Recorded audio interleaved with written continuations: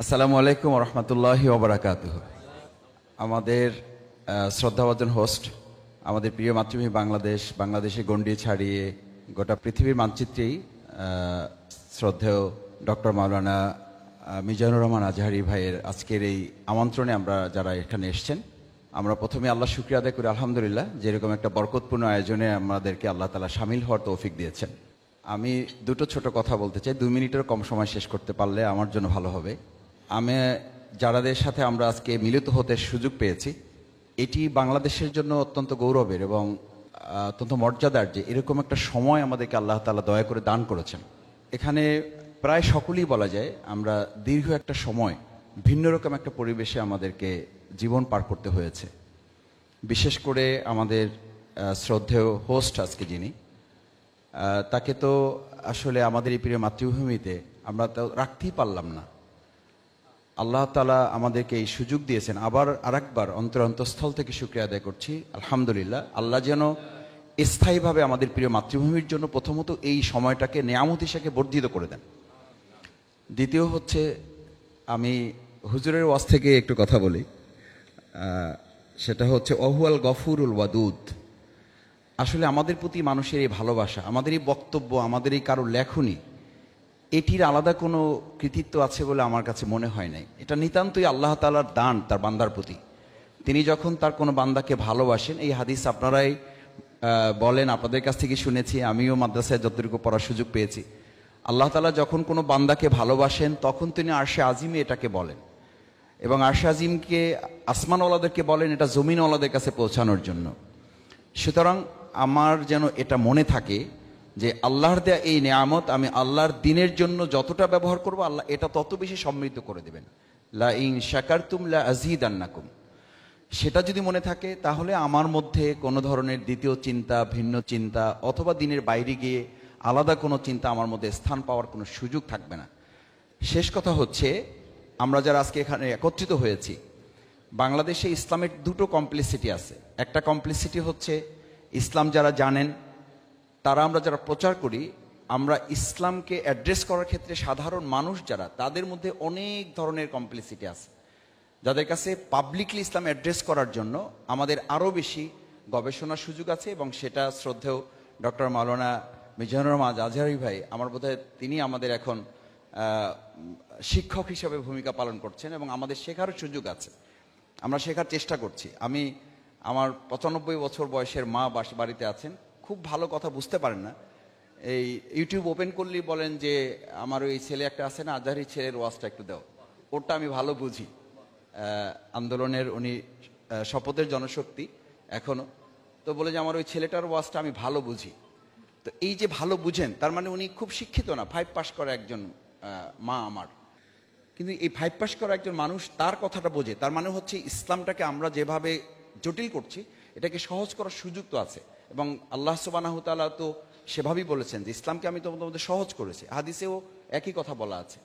তো এটা হচ্ছে আমার আবেদন আমাদের সকলের কাছে, যে আমরা সহজ করে সহজভাবে মানুষের কাছে এটাকে কিভাবে পৌঁছানো যায়। আল্লামা দেলোয়ার হোসেন সাঈদী রাহিমাহুল্লাহ, তার জন্য আমরা দোয়া করি আল্লাহ তাকে জান্নাতুল ফেরদৌস নসিব করুন।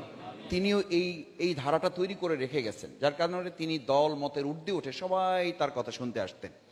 লাস্ট কথা হচ্ছে যে বাংলাদেশের এখনকার পার্সপেক্টিভটা আসলে হচ্ছে জেনারেশন টু জেনারেশন যে চেঞ্জ হচ্ছে, যেটা হুজুরের আমি শেষ কথায় এসে শুনতে পাচ্ছিলাম, জেনারেশনকে কভার করার জন্য আমাদের ইসলামাইজেশনটাকে মডার্ন টেকনোলজির সাথে যদি অ্যাডজাস্ট করার ক্ষেত্রে আমরা ইসলামকে আবার পিছনে ফেলে রাখি। আমি কোথাও কোথাও দেখি যে মাদ্রাসায় ব্যানার টানানো আছে, আমি আজকেও প্রেস ক্লাবে একটু আগে কথা বলে এসেছি, যে ইসলাম ও আধুনিকতার সমন্বয়। এই ল্যাঙ্গুয়েজগুলোর সাথে আমরা কেন পরিচিত হচ্ছি?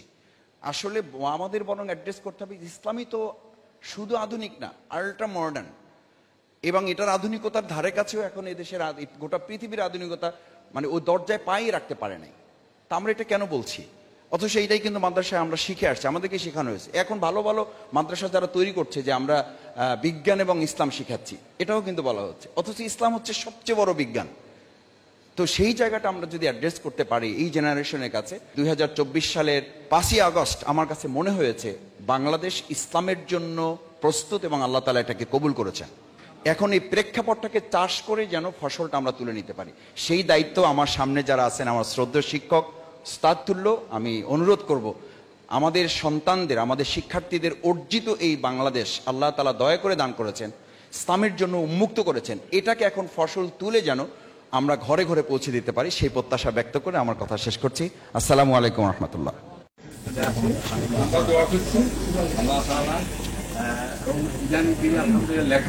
লেখার হাত দিয়েছে এবং এটি আমাদের জীবন। আর আমার মনে করি যে একটি বইয়ের মাধ্যমে উনি যে আবেদন দিতেন, হাজার মাহফিলে যা পারবেন না, একটি বইয়ে তার থেকে বেশি ওনার এই সিদ্ধান্তটা আমি একটু আগে জানলাম যে উনি একেবারে প্রতিটা থানায় থানায় বা প্রতিটা মহল্লায় মহল্লায় ওয়ার্ডে ওয়ার্ডে গিয়ে না গিয়ে একদিকে তিনি লেখা এবং একাডেমিক লেখা, এবং সেই হিসেবে যারা এই ময়দানে আছেন তাদেরকেও যদি ওনার মতো করে আরো আধুনিক ভাবে যাই গড়ার ক্ষেত্রে লেখার ক্ষেত্রেও যদি তারপরেও বলবো যে ডাইরেক্ট একটা মাহফিলের একটা দারুণ প্রভাব থাকে। আজকে যদি এভাবে পরিচিত কেন এটা শুধু লেখক হলে চলতো না, এই জন্য এটাকেও একেবারে ভুলে গেলে চলবে না। তবে সে কি যদি বাংলাদেশে মুসলিম দেশ, এখানে যে যেটি পরিচিত কেন সবাই তো, এই জন্য ওইটাও আমার মনে সতর্ক দরকার। আল্লাহ তাআলা আমি আন্তরিকভাবে মোবারকবাদ জানাই। আজকে আলেম আমাদের সর্বস্তরের এই যে মিলন মেলা তিনি আয়োজন করেছেন, আপনারা অনেকে দান করুন। আসসালামু আলাইকুম।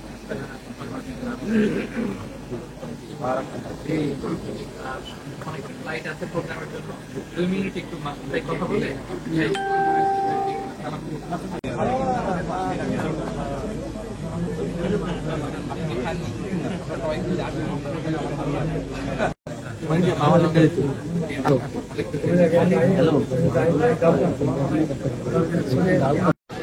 জনপ্রিয় হতে চায়, কিন্তু কখনো কখনো জনপ্রিয়তা প্রবলেমের কারণ হয়ে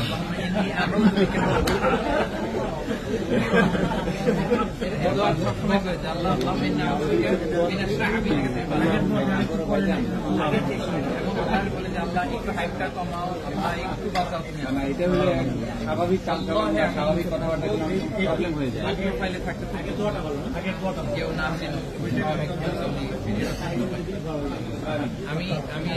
সুতরাং আমার যেন এটা মনে থাকে যে আল্লাহর দেয়া এই নিয়ামত আমি আল্লাহর দিনের জন্য যতটা ব্যবহার করবো আল্লাহ এটা ততদিকে সমৃদ্ধ করে দেবে।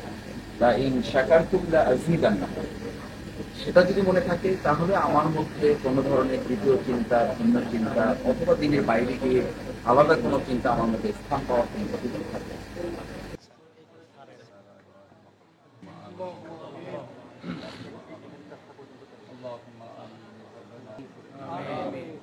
আল্লাহ এর আয়োজন কবুল করেন। আমরা যে মহৎ ভালোবাসা নিয়ে এসেছি আল্লাহ